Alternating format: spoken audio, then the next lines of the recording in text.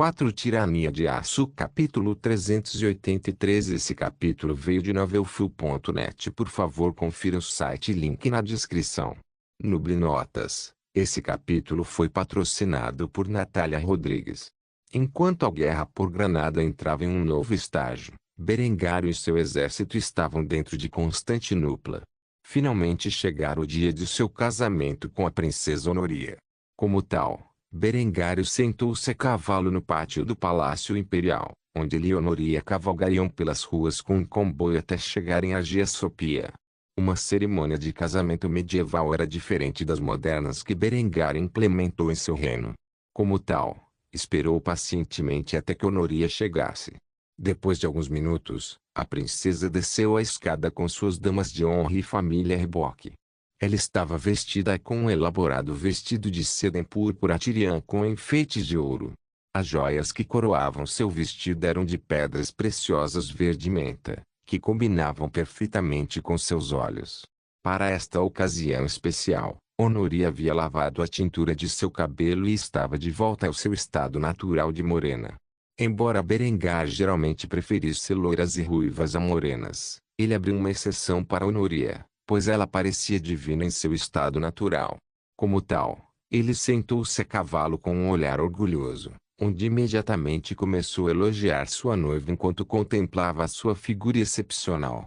Honoria, minha querida, sua beleza é igualada apenas pela da antiga deusa Vênus. Em resposta a isso, Honoria começou a corar enquanto tentava esconder seu sorriso animado, apesar de elogiá-la de uma forma que só um pagão faria. Ela ficou feliz em saber que seu noivo estava seduzido por sua aparência. Em seguida, Berengar estendeu a mão e puxou a princesa para cima de seu cavalo atrás dele, onde ela prendeu os braços em volta de sua cintura e aninhou a cabeça em suas costas. O casal começou a caminhar pelas ruas da cidade enquanto as pessoas comuns de Bizâncio se reuniam nas laterais, jogando pétalas de flores para o alto para celebrar o casamento de sua princesa. Enquanto o comboio continuava a avançar pelas ruas, Berengário sorriu e acenou ao lado de Honoria para as massas reunidas, imprimindo ainda mais uma impressão honrosa nas pessoas que se reuniram. Se eles soubessem que sua preciosa princesa não era mais virgem e a libertinagem que ela havia cometido com o noivo, provavelmente estariam xingando neste momento. Claro, eles não tinham como saber disso. Como tal, eles gritaram seus aplausos e comemorações pela ocasião monumental.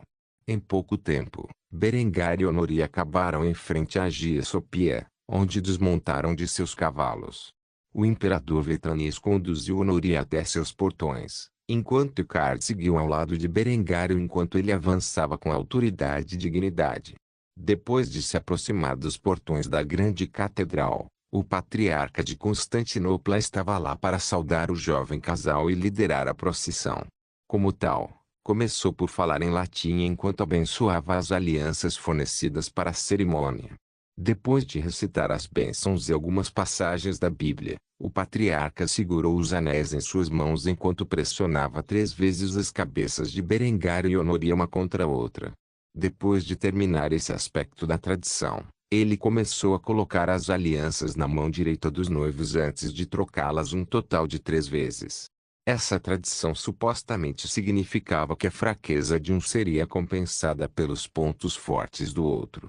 Depois de abençoar os anéis, o patriarca conduziu Berengário, Honoria e os convidados para dentro da Hagia Sophia, enquanto Berengário contemplava a magnífica catedral em seu estado original. Ele não pôde deixar de suspirar com a beleza dela. Embora ele tivesse criado sua própria grande catedral para rivalizar com qualquer outra no mundo, a visão de uma parte tão majestosa e historicamente significativa da cristandade foi realmente uma inspiração para se contemplar. Por fim, Berengário e Honoria foram conduzidos ao altar, onde 2 velas foram acesas e entregues ao jovem casal. Assim, os noivos seguravam as velas com a mão esquerda. Enquanto eles estavam lá segurando suas velas com as mãos esquerdas, o patriarca juntou as mãos direitas em uníssono, onde o jovem casal continuaria de mãos dadas até que o casamento terminasse. Vendo que o casal havia feito conforme as instruções, Icard trouxe 2 coroas feitas de grinaldas, Essas coroas foram unidas por uma fita branca, onde foram colocadas nas cabeças de Berengário e Honoria pelo próprio patriarca. Depois de fazer isso, ele começou a trocar as coroas 3 vezes, da mesma forma que havia feito com os anéis alguns momentos antes. Tendo feito isso, o patriarca começou a citar as escrituras mais uma vez, embora Berengário não prestasse atenção a nada disso. Em vez disso, ele olhou com carinho para sua linda noiva com um sorriso nos lábios enquanto a cerimônia continuava. Eventualmente, depois de terminar seu longo sermão, o padre trouxe um único copo cheio de suco de uva. Ao saber do estado de Honória, o patriarca trocou secretamente o tradicional vinho por uma bebida não alcoólica. Ele então começou a alimentá-lo primeiro com Berengário e imediatamente depois com Honoria, onde cada um tomou 3 goles do cálice.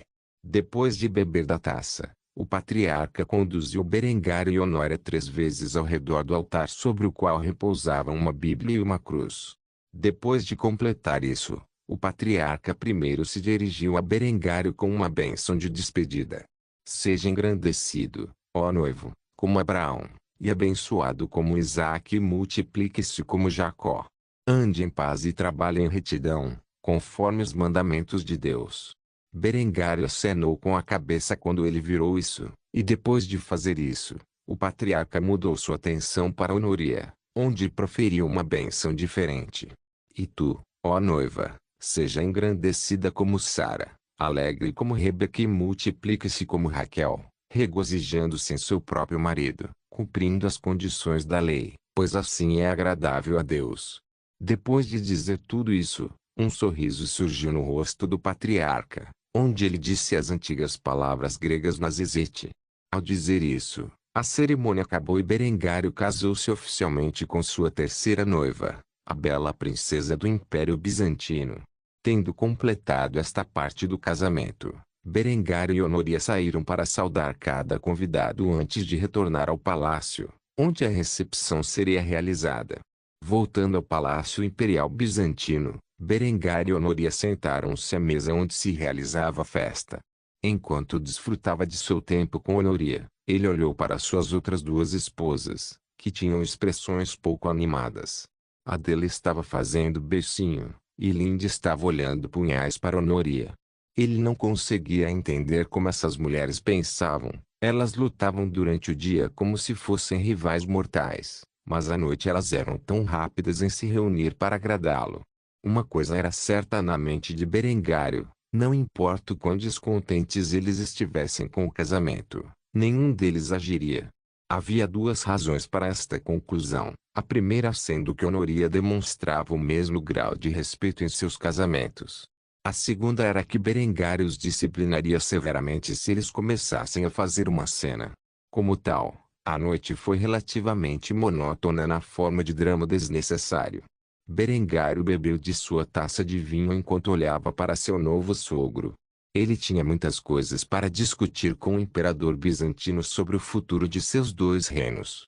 Como tal, ele assumiu uma expressão alegre ao se dirigir a Vetranis. Imperador Vetranis, gostaria de falar com você. Ao ouvir isso, Vetranis, que já estava com 2 garrafas e meia de vinho, balançou a cabeça com um sorriso no rosto enquanto tentava corrigir Berengar. Por favor, agora que você se casou com minha filha, você é meu filho por lei, me chame de pai. Berengar olhou para seu próprio pai, que estava presente na cerimônia, para ver se isso era remotamente aceitável. Curiosamente, Segar tinha um enorme sorriso no rosto. Nunca em sua vida ele acreditou que seu filho primogênito realizaria tanto e, no final, se casaria com a princesa do maior poder do Mediterrâneo. Enquanto Segar estava feliz, Gisela estava dando a Berengar o mesmo olhar que ela tinha dado a ele quando ele se casou com a Linde. Embora ela estivesse usando um lindo sorriso, não havia nada além de malícia contida por trás dele. Ela não podia acreditar que seu filho era um playboy tão hedonista. Berengar ignorou o olhar perverso de sua mãe e, em vez disso, concentrou-se na expressão de seu pai. Ao ver que seu pai concordava com a sugestão do imperador Vetranis, Berengar suspirou antes de se dirigir a seu sogro dessa maneira. Padre, Eu ia discutir algo importante com você, mas parece que você bebeu demais. Podemos continuar esta conversa amanhã. Tenho certeza que você estará interessado em minha proposta. Vetranis apenas acenou com a cabeça em silêncio enquanto ouvia as palavras de Berengário. Ele estava realmente embriagado demais para conseguir conversar sobre algo tão essencial quanto a reforma agrária. Como tal, Berengário voltou a atenção para Honoria, que tinha o mais belo sorriso nos lábios imaculados. Finalmente chegou sua vez de se casar com Berengário, e ela aproveitou cada segundo disso.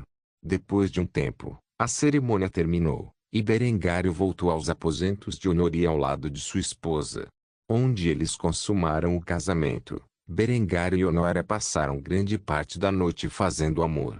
Não foi até bem depois da meia-noite que o casal desmaiou de exaustão. Tirania de Aço capítulo 384. No dia seguinte ao casamento de Berengário com Honoria, ele acordou ao lado da jovem princesa bizantina com um sorriso. Honoria ainda dormia e Berengário resolveu pregar-lhe uma peça. Ele imediatamente começou a se aconchegar com a garota enquanto apalpava seus seios consideráveis enquanto beijava seu pescoço.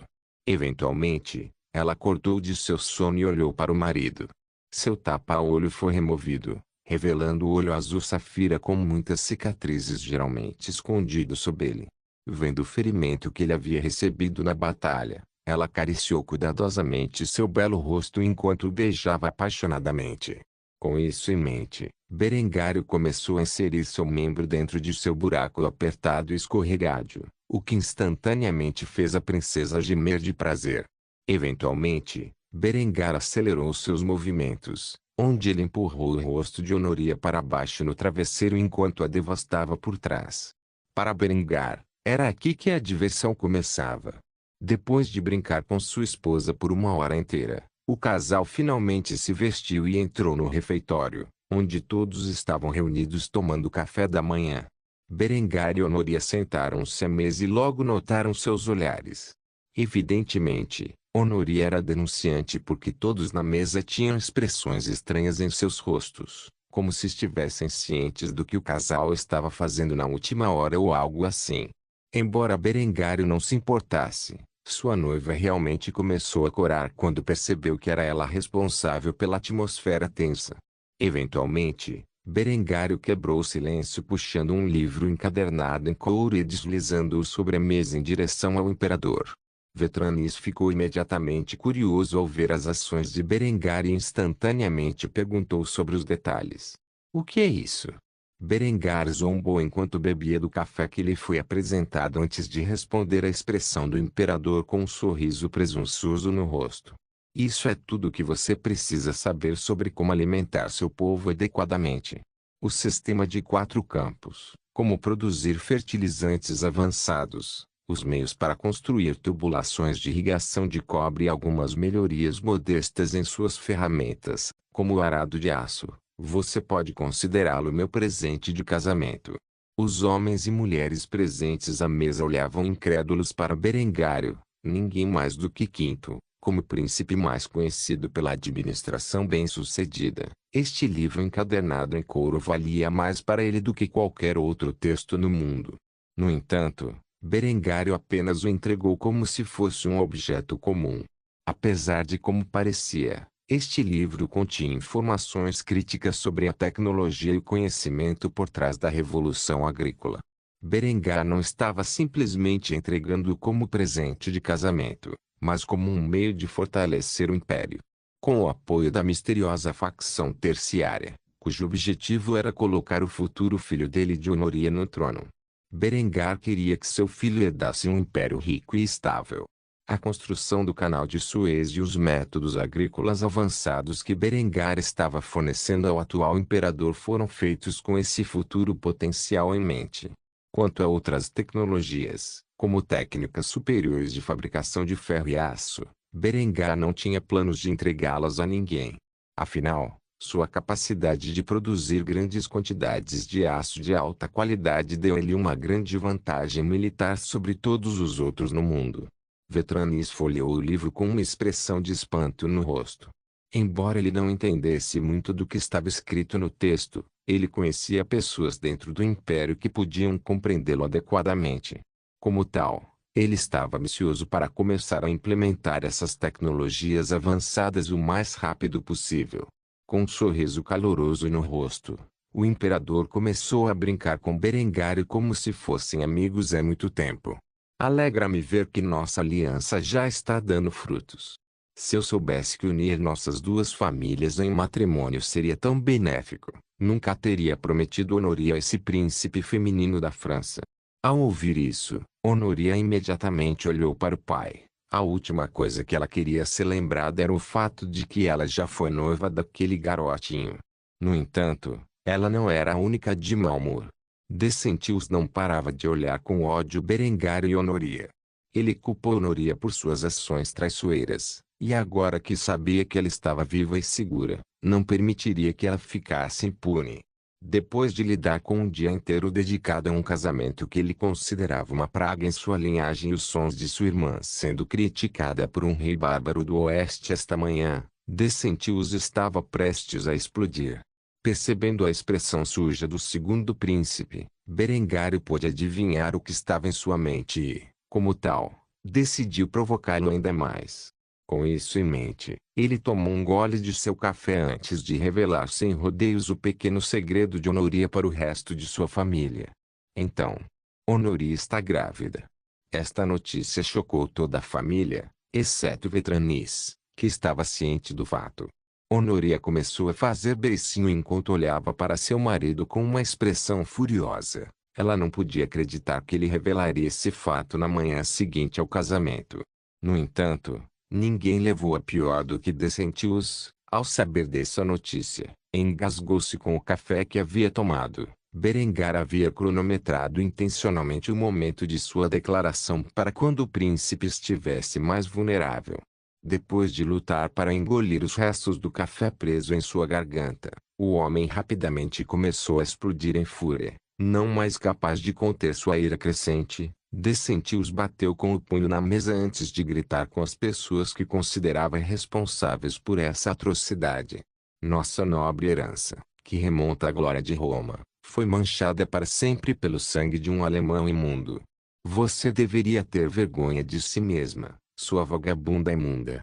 Fugindo de nosso glorioso palácio para ir deitar com um cachorro de Germânia. Vetranis imediatamente se levantou de seu assento e estava prestes a castigar seu filho por seus comentários quando Berengar calmamente expressou seus pensamentos sobre o assunto com um sorriso presunçoso no rosto. Oh, eu sou um cachorro agora. Eu diria que isso é lamentavelmente impreciso. Se você comparar o povo alemão a qualquer animal, eu diria que um lobo é mais preciso. Selvagem, astuto e feroz, mas ferozmente leal aos seus próprios. Eu tolerei seus insultos à minha mulher uma vez por respeito à sua posição, mas não o farei uma segunda vez. No momento em que Berengário disse isso, Decentius olhou para ele com uma expressão ativa antes de falar o que pensava. Ah, é? O que você vai fazer sobre antes que o príncipe pudesse terminar sua sentença? Berengar deu um soco de pá diretamente por cima da mesa e no fígado de Decentius. Ao levar em consideração o físico de Berengário e seu conhecimento adequado de combate corpo a corpo desde os dias do exército, o segundo príncipe do Império Bizantino imediatamente fez uma careta de dor ao tropeçar para trás, perdendo o controle de suas pernas e caindo sobre sua cadeira ao cair no chão. Para acrescentar insulto e injúria, Berengário pegou o prato do príncipe, que continha seu café da manhã, e jogou seu conteúdo em Decentius enquanto ele se esparramava no chão, ofegante. Depois de fazer isso, um sorriso perverso apareceu nos lábios de Berengário enquanto ele pronunciava as palavras finais para encerrar a disputa. Limpe-se, você é uma desgraça. Depois de dizer isso, Berengário voltou a se sentar em seu assento e tomou outro gole de seu café como se a exibição violenta nunca tivesse ocorrido em primeiro lugar. O olhar de desprezo em seu rosto pelo segundo príncipe não passou despercebido pelo resto da mesa. Até Vetranis ficou chocado com suas ações, mas não era como se ele pudesse dizer algo sobre isso. Decentius estava lamentavelmente fora de linha, não apenas como príncipe representando o império para seu mais novo e poderoso aliado, mas também como homem. Ele teve que admitir que se algum homem dissesse tais palavras para ele e sua esposa, ele provavelmente teria reagido violentamente também. Nenhum único membro da mesa se levantou e ajudou Decentius, a própria imperatriz, que era a mãe do homem. Não levantou um único dedo e continuou a beber seu café como se nada tivesse acontecido. Enquanto isso, Quintus olhou para seu irmão com uma expressão presunçosa. Foi bom ver seu rival pelo poder receber o que merecia. Na verdade, esse evento tornou o primeiro príncipe mais agradável para Berengário. Demorou alguns momentos, mas no final Decentius lutou para se levantar, onde imediatamente saiu da sala, sem vontade de dizer ou fazer qualquer coisa que aumentasse ainda mais a humilhação que havia sofrido. Quanto a Honoria, ela olhou para seu irmão com uma expressão cansada. Ela sabia que ele era orgulhoso demais para deixar esse assunto passar em silêncio. Como tal, ela imediatamente sussurrou algo para Berengário que ninguém mais tinha ouvido. Depois de fazer isso, Berengar acenou com a cabeça antes de apontar para um de seus guardas que estava por perto. Quando o soldado se aproximou, Berengário sussurrou novas ordens ao homem. Dobrar a proteção em torno da minha família, se necessário. Usar alguns dos fuzileiros navais a bordo do Clipper. Tendo recebido suas ordens, o soldado imediatamente saudou seu rei antes de transmitir a mensagem às tropas apropriadas. Afinal, Berengário não arriscaria vingança contra si mesmo ou sua família por colocar um idiota em seu lugar. Com tudo isso, o café da manhã continuou em um silêncio constrangedor. O que deveria ser uma ocasião feliz foi completamente manchado por Decentius e seu orgulho deslocado. Tirania de Aço capítulo 385. Depois da manhã em que Berengário colocou Decentius em seu lugar, ele continuou a saborear sua refeição, mesmo que se transformasse em um silêncio constrangedor. No entanto, depois que acabou, Berengário ficou muito sozinho. Como tal, ele ficou principalmente ao lado de Honoria, passando um tempo significativo com ela. Afinal, ele havia feito a mesma coisa com seus casamentos anteriores. Depois de um tempo, Berengário se viu sozinho nos jardins bizantinos admirando a paisagem. Enquanto ele estava relaxando neste lindo lugar, alguém que ele não esperava se aproximou dele. O homem estava vestido com trajes luxuosos e evidentemente ocupava um cargo muito alto na aristocracia bizantina. Embora Berengário tenha notado a aproximação do homem, ele optou por não dizer nada e, em vez disso, esperou para ver o que aconteceria. Enquanto Berengário permanecia quieto e à vontade diante da fonte, o homem parou 30 passos atrás dele e imediatamente começou a falar de maneira calma e amigável. Rei Berengar da Áustria, é um prazer conhecê-lo finalmente. Acredito que não pude me apresentar adequadamente em sua cerimônia de coroação. Sou Strategos Paladius Angelus, governante dos Balcãs e general de seu exército. Eu devo admitir que tenho grande interesse em sua ascensão ao poder. Berengário sorriu antes de se virar para o homem. O homem tinha praticamente 50 anos, o que o tornaria um ancião nos dias de hoje. No entanto, ele parecia estar com uma saúde excepcional. Ele tinha uma longa barba grisalha e cabelos combinando. Embora seu rosto estivesse desgastado pela idade, ele também tinha muitas cicatrizes da batalha, dando ao homem a aparência digna de um soldado. Ao ver que o homem era um strategos e sobre a região mais próxima de seu reino, Berengário imediatamente se interessou e começou a questionar o homem. Então me diga, Paladius, a qual facção você pertence? Quem você deseja que suceda o imperador? Ao ouvir isso, Paladius sorriu antes de contar uma longa história sobre como decidiu quem apoiar. Toda a minha vida, passei a serviço do império, governando o domínio de minha família e incutindo medo nos corações de nossos inimigos. Não me importei com a política do palácio, apenas cumprindo o meu dever. Outros tentaram inúmeras vezes para envolver-me em suas conspirações, mas sem sucesso.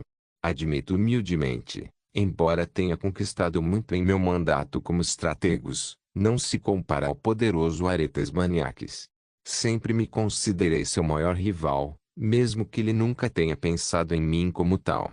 Embora fosse meu rival, nunca o desprezei. Quando soube de sua morte no Egito, fiquei fora de mim. Era como se eu tivesse perdido todo o sentido da vida.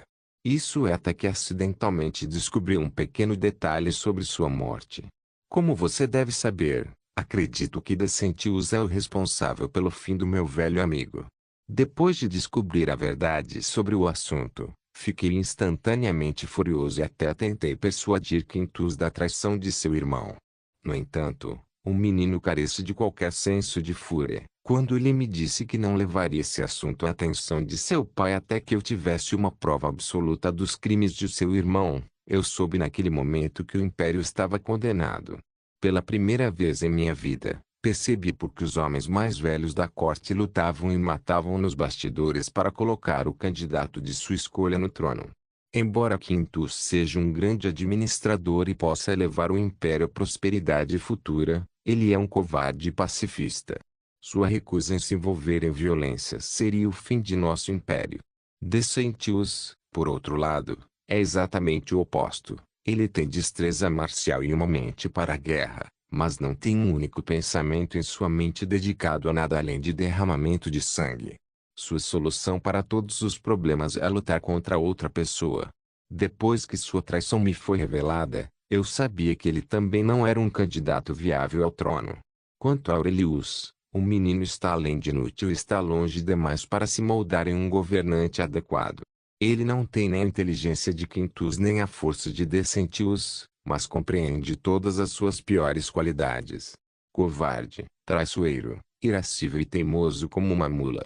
Felizmente, ele está mais interessado em beber vinho e fornicar com mulheres do que governar o império. Quanto a Honoria, ela é uma mulher, e eu jamais conseguiria convencer os velhos idiotas que operam nos bastidores de que ela é remotamente capaz de governar o império. Quando soube de seu desaparecimento, inicialmente não me importei nem um pouco, afinal, ela era uma garota jovem e ingênua que passou toda a vida atrancada. Como uma pessoa assim poderia presidir nosso reino? No entanto, depois de concluir que seus irmãos eram todos fracassados, minha única esperança para o futuro deste império estaria em sua progenie. Infelizmente, ela foi declarada morta depois de estar desaparecida por 2 anos. Imagine meu choque quando descobri a verdade de que ela estava em Kufstein e era amante do jovem duque da Áustria.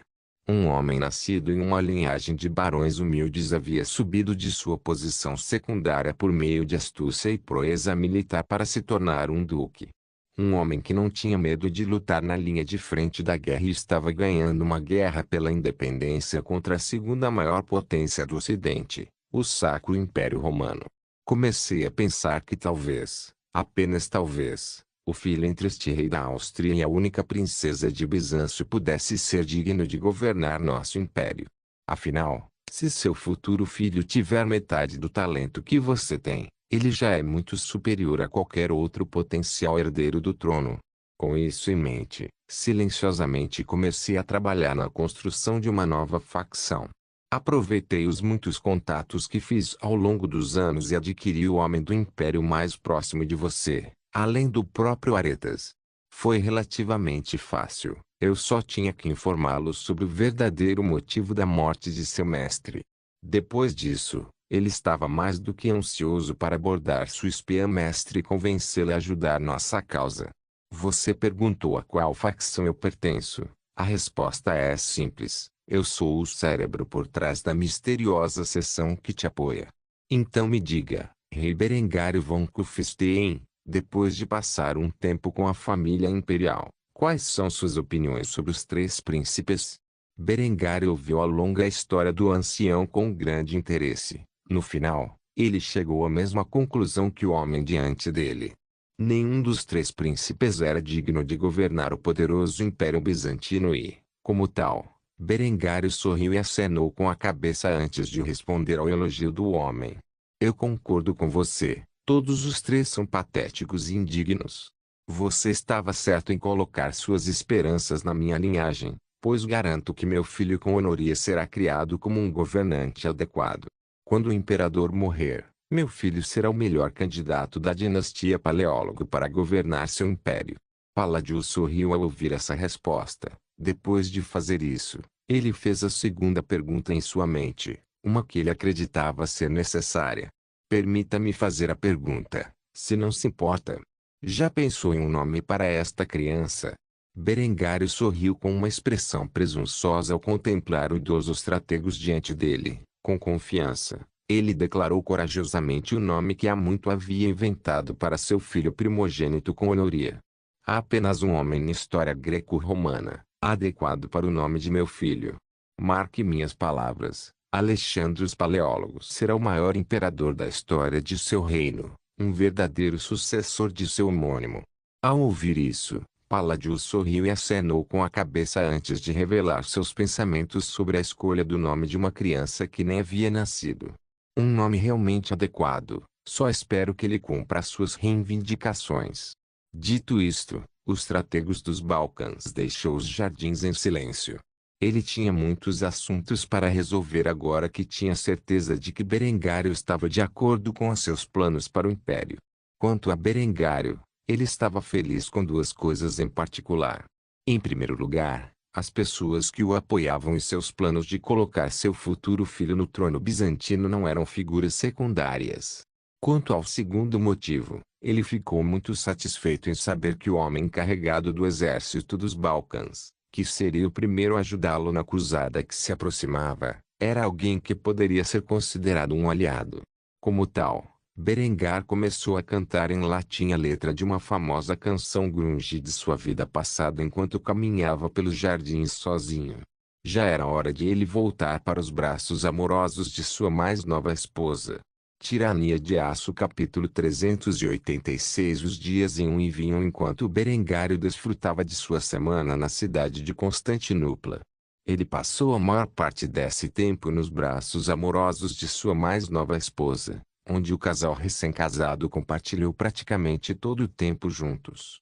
Após o conflito com Decentius naquela manhã fatídica, o orgulhoso príncipe não fez nenhum movimento contra Berengário ou qualquer um que tenha viajado com ele. Em vez disso, ele manteve distância do anfitrião austríaco como um todo. Berengar começou a suspeitar de suas ações, mas optou por não fazer nenhum movimento. Ele decidiu que mais tarde despacharia agentes de campo para ficar de olho em Decentius e investigar a facção que o apoiava para a sucessão do trono bizantino. Por fim, chegou o dia da partida de Berengário e ele voltou para Cufstein com sua família reboque. A viagem de volta foi muito menos agitada do que a viagem para Constantinopla. Como tal, Berengar e sua família chegaram à capital de seu reino sem incidentes.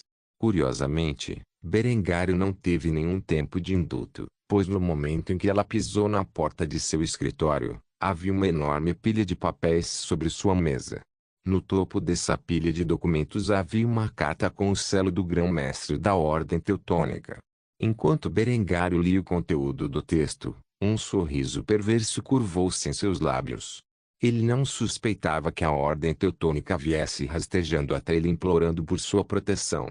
Ele estava muito interessado na perspectiva, mas é claro, estava cauteloso. Afinal, ele enviaria a primeira divisão de seu exército para Granada em breve. Como tal, incorreria em uma grande despesa para criar um conflito com a enorme coalizão que estava às portas do que restava do Estado teutônico. Com isso em mente, ele imediatamente solicitou a um servo próximo que buscasse seu marechal de campo para ele. Eckhard havia retornado recentemente da frente da Boêmia e foi até o padrinho de seu casamento com Honoria. Como tal, Berengário sabia que estava a uma distância razoável. Depois de esperar cerca de uma hora, o veterano marechal de campo da Áustria ficou diante de seu rei. Ambos os homens estavam em trajes de serviço completo quando começaram a falar no escritório pessoal do rei da Áustria. Berengar entregou a carta a Eckhard e deu-lhe tempo para ler seu conteúdo. A expressão de Eckhard mudou de grave para grave depois de ler o texto. Depois de fazer isso, ele o devolveu a Berengário com uma expressão severa no rosto. Berengário sorria de orelha a orelha enquanto pedia a opinião de seu marechal de campo. Então, Eckhard, o que você acha? Podemos anexar o Estado teutônico e protegê-lo de seus inimigos a leste. Eckhard se sentia exausto. Ele sabia exatamente para onde isso estava indo. Ele acabou de voltar de uma guerra e agora seu rei estava prestes a despachá-lo para resolver outra. Embora quisesse negar os desejos de Berengário, como um homem leal ao seu rei, deu sua opinião honesta sobre a viabilidade do assunto. Podemos? Sim, embora exija um investimento substancial. Deveríamos? Não acho que vale a pena. Permita-me fazer uma pergunta. Quais são exatamente seus planos para a Ordem Teutônica, Majestade? Berengário sorriu ao ouvir esta pergunta e apontou para uma das estrelas pregadas em seu peito. É simples. Vou anexar o território do Estado Teutônico e fortalecer a nobreza local. Vou reformar a Ordem Teutônica de uma ordem militar católica para uma ordem de cavalaria prussiana. Eckhart ficou imediatamente confuso ao ouvir isso e imediatamente pediu esclarecimentos. Prussiano? Berengar acenou com a cabeça em resposta a isso antes de responder a pergunta do marechal de campo. E levarei o que resta do Estado Teutônico ao Grão-Ducado da Prússia por enquanto. Depois de unirmos a Alemanha sob meu governo, vou combiná-lo com Brandemburgo e elevar seu status ao de um reino. Depois de ouvir isso, Eckhart suspirou pesadamente. Na verdade, as ambições de Berengar eram intermináveis. Pelo que o rei havia declarado, ficou evidente que ele queria criar uma monarquia federal onde a Áustria e, por extensão, sua dinastia governassem acima de todos os outros estados alemães como imperadores. Como tal, Eckhart imediatamente cedeu e pediu o plano de Berengar. Então, o que exatamente você tinha em mente para esta anexação?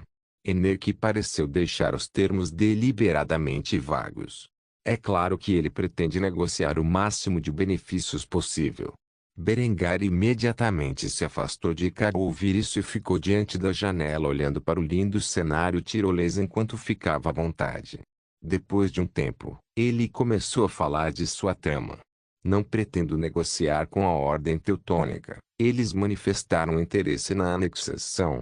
Então irei marchar com a segunda divisão para suas terras, onde aceitarei pessoalmente sua servidão.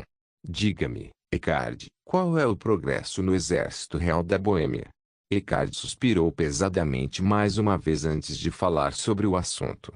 Eles não estão treinando há muito tempo. Ainda levará alguns meses até que o primeiro lote de recrutas esteja pronto para o combate. Por quê? O que você tem em mente para eles? Os lábios de Berengar se curvaram em um sorriso perverso quando ele revelou sua intenção para as forças boêmias sob seu comando. É simples. Se a coalizão não interromper seu avanço, esmagaremos seu exército com nossas forças. Se eles cederem, usaremos a força combinada da segunda divisão e do Exército Real da Boêmia para recuperar o território de língua alemã. Regiões atualmente ocupadas pela coalizão oriental. Não descansarei até que tenhamos retomado Königsburg. Eckhart entendeu imediatamente a intenção de Berengário.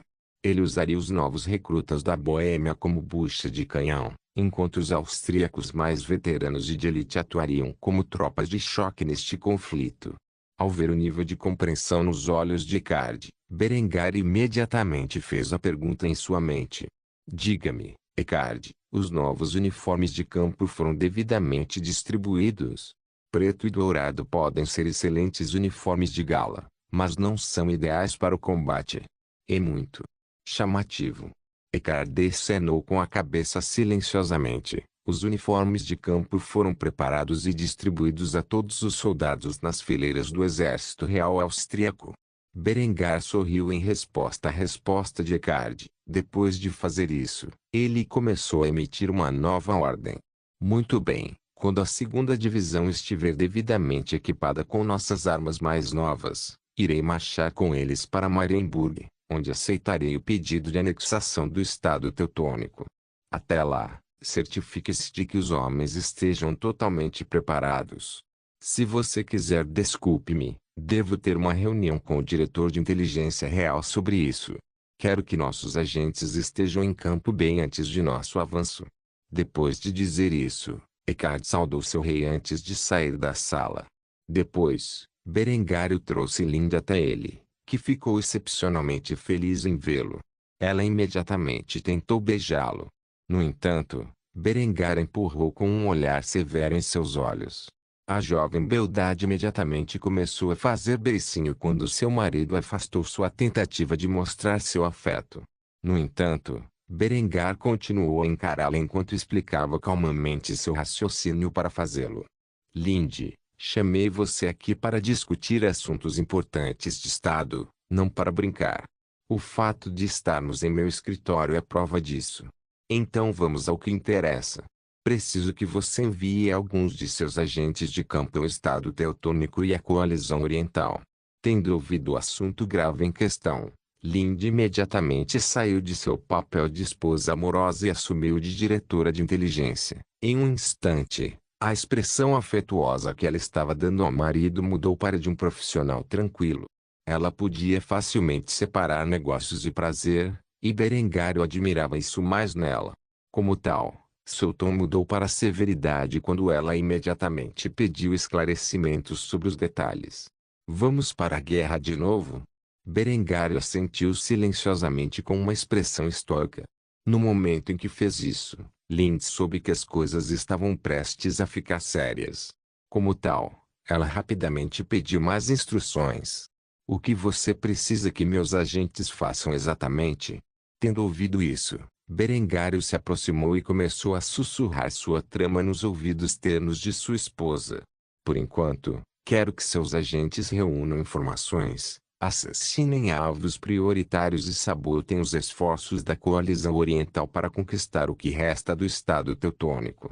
Simplificando, preciso que você ganhe tempo para mim da maneira que achar apropriada. Levará alguns meses até que eu possa implantar a segunda divisão no leste e, nesse período, não quero que o Estado Teutônico caia. Depois que minhas forças chegaram e anexaram o Estado Teutônico, temo que a coalizão esteja um pouco hesitante em pisar em nosso encalço. Como tal, precisarei que seus agentes provoquem um conflito com eles de uma forma que os faça parecer os agressores. Assim que estivermos em guerra aberta com a coalizão, farei o resto. Depois de ouvir suas ordens, Linde acenou com a cabeça e saudou Berengário como se fosse um de seus soldados. Ela então declarou corajosamente sua aceitação das tarefas que lhe foram legadas. Isso será feito, Sua Majestade. Depois de dizer isso, Linde não perdeu tempo. Ela imediatamente saiu do escritório de Berengário e entrou no quartel-general da Inteligência Real Austríaca, onde transmitiu suas ordens. Berengar agora tinha duas guerras que ele estaria lutando em um futuro próximo. Como tal, ele sorriu enquanto se servia de uma taça de vinho em seu cálice de caveira. Após tomar um leve gole da bebida, exalou profundamente antes de comentar consigo mesmo sobre a situação. Parece que o Needly Rifle terá mais um conflito. Bom, eu não gostaria que ele fosse substituído sem servir ao seu propósito. Não se esqueça de deixar o link de se inscrever no canal. Caso queira contribuir de alguma forma com o canal, entre em contato comigo pelo Instagram do canal. O link do Instagram do canal estará na descrição do vídeo. Por favor, certifique-se de verificar meus outros vídeos. Tenho certeza que você vai gostar deles. Solém irmãos.